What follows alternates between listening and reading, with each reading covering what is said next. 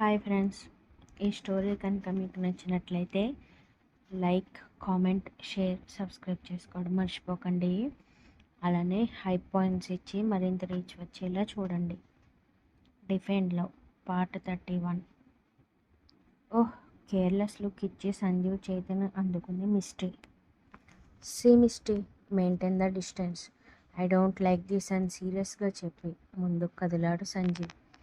Actually Misty loves Sanjeev అనే చెప్పుకోవాలి. ముందుగానే ఇండియా నుండి వస్తున్న డాక్టర్స్ లిస్ట్లో సంజీవ్ని చూసి మనసు పారేసుకుంది. వైట్ స్కిన్ టోన్ అండ్ గ్లాసెస్తో అమూల్ బేబీలా ఉన్న అతను చూసి పడిపోయింది ప్రేమలో. స్పెషల్లీ సంజీవ్ని తనకి అసిస్టెంట్గా వేయమని డీన్ కాళ్ళు చేతులు అన్నీ పట్టుకొని ఈ ఛాన్స్ కొట్టింది.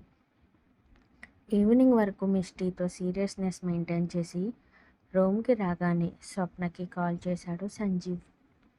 ఆమె లిఫ్ట్ చేసిన వెంటనే, ఏయ్ మాటేంటి అలా వస్తుంది అన్నాడు కంగారుగా. సునంద గారి మాటలకి ఏడుపు తన్నుకొస్తుంటే, నథింగ్ సంజీవ్ గారు, అన్నయ్య బాగా గుర్తొస్తున్నాడు అంది. వెళ్ళాడా విరాట్? భావంగా అడిగాడు. నాకు పిచ్చి పడుతోంది. మీరెలా ఉన్నా నాకు నచ్చుతారు. ఆ జాబ్ అవసరమా? వచ్చేయచ్చు కదా అంది. కష్టం రా.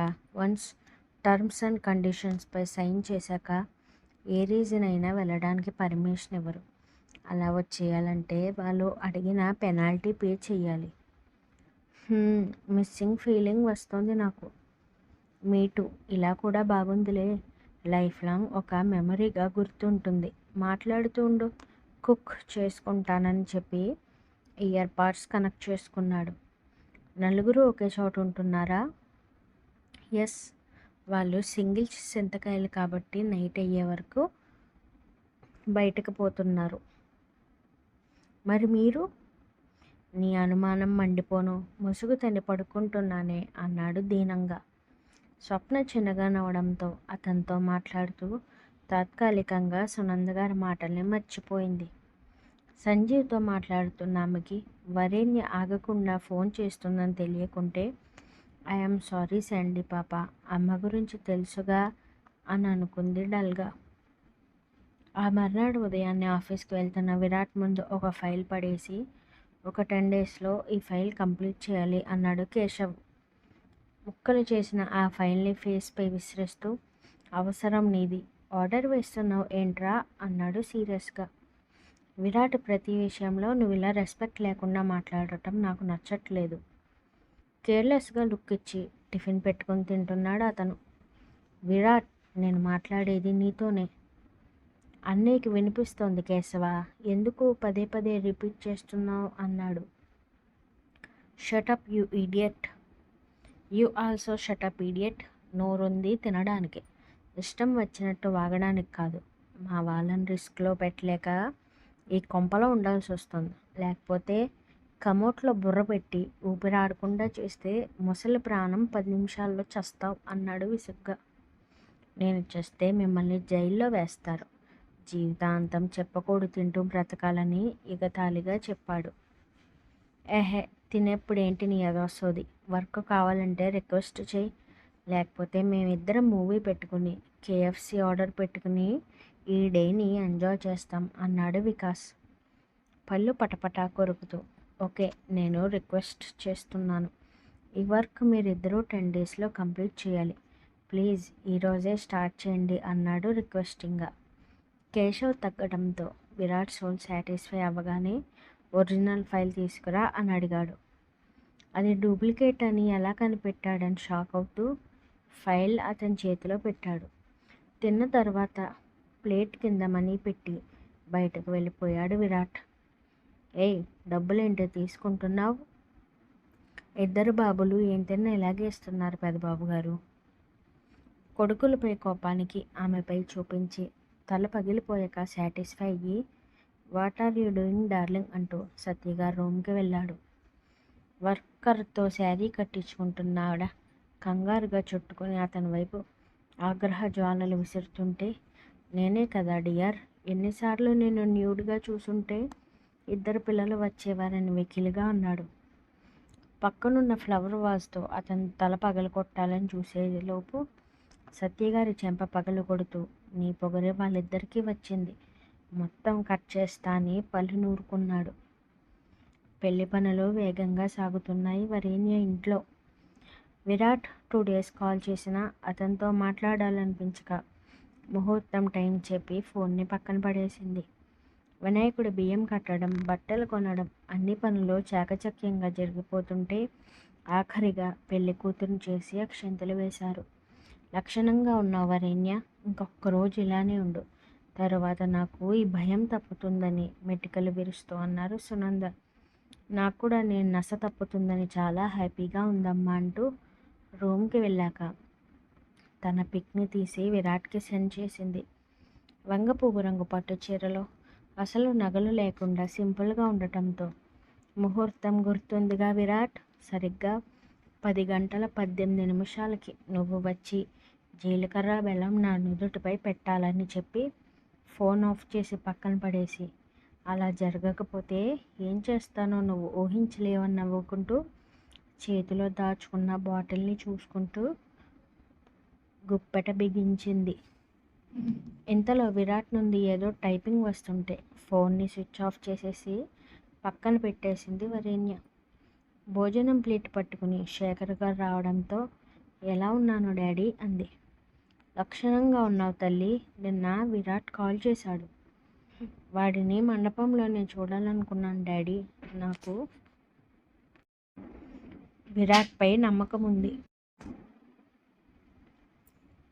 కూతురు చేతిలోని గోరింటాకు చూస్తూ, చూడు ఎంత ఎర్రగా పండిందో, విరాట్ చాలా మంచివాడు, తన దగ్గర సెక్యూర్ ఫీలింగ్ వస్తుంది నీకని పుల్కా నోటు దగ్గర పెట్టారు. సో ఆ సో కాల్డ్ పెళ్లి కొడుకుని చూసారా? నేను నా అల్లుడినే చూశాను, వాడెలా ఉన్నాడో కూడా నాకు తెలియదని చెప్పారు. నేను నా అత్తారింటికి వెళ్ళాక మీరు రండి డాడీ, నేను ఇక్కడికి రాలేను, ఎలానో నా పెళ్లి జరిగాక అమ్మ దృష్టిలో చచ్చిపోతా, కొట్టేస్తాను వారు. అలా పిచ్చిగా మాట్లాడుకని కసిరి కడుపు నిండా తినిపించి రెస్ట్ తీసుకో, విరాట్ ఫ్యామిలీ మార్నింగ్ వచ్చేస్తారు, నువ్వు మ్యారేజ్ ఫొటోస్లో బ్రైట్గా ఉండాలని నవ్వుతూ అన్నారు. హా డాడీ అంటూ ఆయన వెళ్ళాక డ్రెస్ మార్చుకుని ప్రశాంతంగా నిద్రలోకి జారుకుంది. వని, నీ లవర్ పెళ్ళికి ముస్తాబవుతున్నావు, సిగ్గులేదా అన్నారు దమయంతి. నేను కంగారు పడి ఏదో ఒక పని చేస్తే నీ కొడుకు దృష్టిలో విలన్ అవుతాను, నాకు అది ఇష్టం లేదు, కంగారు పడకండి, ఈ పెళ్ళి జరగదని తాపీగా చెప్పింది. ఏ నమ్మకంతో చెప్తున్నావే? వరేణ్య డాడీ తను ప్రేమించిన వాడితో పెళ్లి చేస్తానని శపథం చేశాడంట, నీ కొడుకుతో ఇంకేం జరిగేది పెళ్ళి అంది. ఎవరి మ్యారేజ్ జరగదు అని?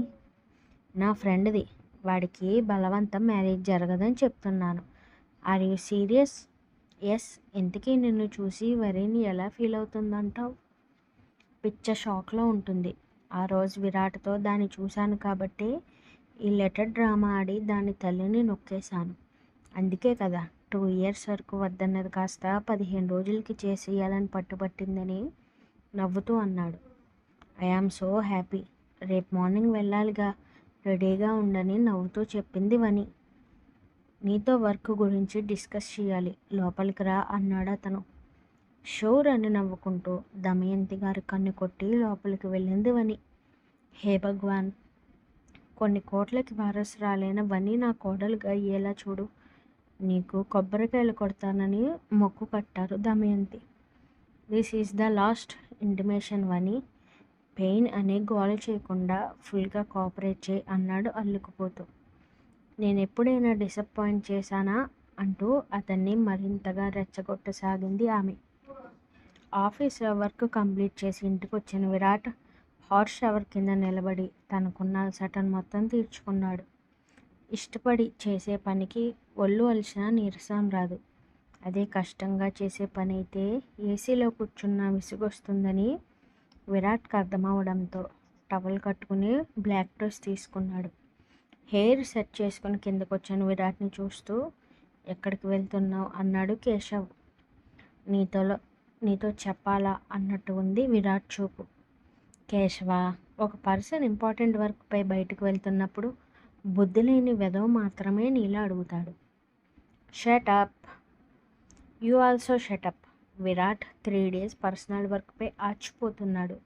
నువ్వు కదిపావనుకో పళ్ళు రాలగొట్టేస్తాడని చెప్పాడు కూల్గా. మరి వర్క్? నేను మేనేజ్ చేస్తానని చెప్పాడు వికాస్. విరాట్ సీరియస్ చూపుకి కేశవ్ సైలెంట్ అవ్వడంతో సత్యగారు ఎదురుగా కూర్చుని టేక్ కేర్ మా అన్నాడు. వెళ్ళిన పనిలో సక్సెస్ అయ్యిరా విరాట్ అన్నారు సత్య.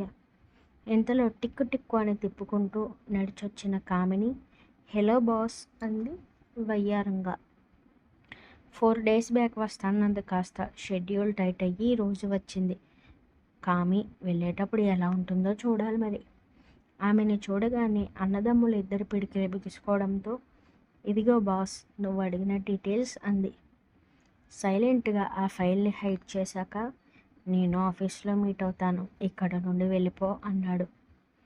వెయిట్ ఏ మినిట్ బాస్ అంటూ వయ్యారంగా విరాట్ దగ్గరికి నడుచుకుంటూ పోయి ఈ డ్రెస్లో డ్యామ్ హాట్ ఉన్నావు మిస్టర్ యారగంట్ హ్యాండ్సమ్ అంది మత్తుగా. మరుక్షణం తన పవర్ మొత్తం ఉపయోగించి ఆమె చెంపపై చూపించడంతో గింగిరాలు తిరుగుతూ ఎంట్రన్స్ దగ్గర పడిపోయింది. విరాట్. కేశవ, అది నీ కీప్ అవ్వచ్చు, కానీ మాకు పాత పగలు ఉన్నాయి, సైలెంట్గా ఉండని వికాస్ చెప్పాడు సీరియస్గా. నన్నే కొడతావా విరాట్ అని కింద పెదవిని చప్పరిస్తూ అతని కళ్ళల్లోకి చూసింది హిప్నటైజ్ చేయడానికి. ఒసే కాము, నీ కళ్ళు ఎంత తిప్పినా యూజ్ లేదే, వాడు లెన్స్ యూజ్ చేస్తున్నాడని చెప్పడం ఆలస్యం. విరాట్ సైడ్ స్మైల్ ఇస్తూ ఆడపిల్లని దయ లేకుండా ఆమె తలని గోడకేసి కొట్టేశాడు. ఎంత మార్షల్ ఆర్ట్స్ చేసినా మనిషి అయినా వాల్ కన్నా స్ట్రాంగ్ కాదు కదా. తల పగిలి గోడ నిండా రక్తం చిమ్మడంతో కేశవ్ని సీరియస్గా చూస్తూ బయటకు వెళ్ళిపోయాడు విరాట్. అన్కాన్షియస్ అయ్యే పరిస్థితుల్లో ఉన్నామని చూస్తూ నీకు ఇలానే జరగాలి, లేకపోతే నన్ను హిప్నాటిజం చేసి ప్రశాంతంగా ఉన్న లైఫ్ని స్పాయిల్ చేసి ఈ విధవకి అప్పగిస్తావా అని తిట్టి సత్యగారితో లోపలికి వెళ్ళిపోయాడు వికాస్. విరాట్ యారోగంట్ అని చెప్పావు, ఆ విషయం నువ్వే మర్చిపోయావా కామి అని బాధపడుతూ హాస్పిటల్కి తీసుకెళ్ళాడు కేశవ్.